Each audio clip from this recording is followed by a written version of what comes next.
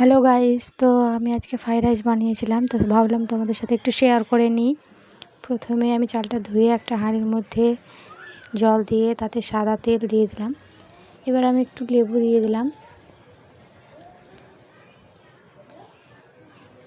তারপর আমি কিছু তেজপাতা এই হাঁড়ির জলের মধ্যে দিয়ে দেব।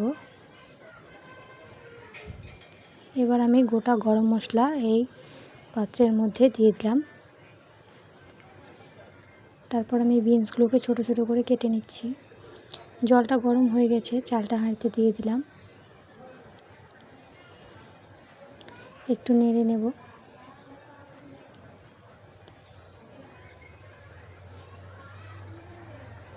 এবারে বিনসগুলোকে পুরোটা কেটে নিলাম। ভাতটা হয়ে গেছে, এটা তুলে নিয়ে ছেঁকে নেব,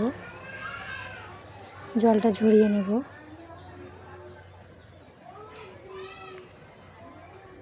ভাতের জলটা ভালো করে ঝরিয়ে নিতে হবে। এবার আমি একটা বড় পাত্রের মধ্যে ভাতটাকে ঢেলে নিলাম।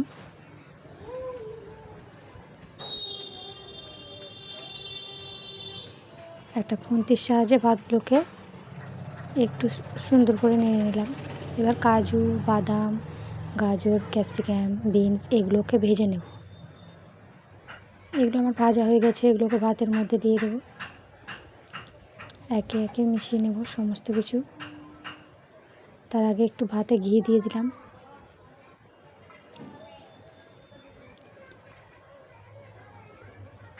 এবার আমি সমস্ত কিছু একে একে মিশিয়ে নেব।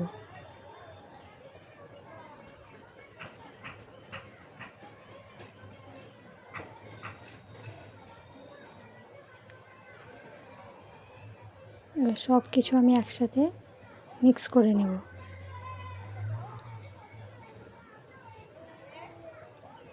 আলতো হাতে নাড়তে হবে, নাহলে ভাতগুলো কেটে কেটে যাবে। হালকা একটু মিষ্টি দিয়ে দিলাম, চিনি। তো আজকের ফ্রাইড রাইসটা আমার রেডি। দেখো তোমরা কেমন হয়েছে, কমেন্টে বলবে। সবাই ভালো থাকো, সুস্থ থাকো, টাটা।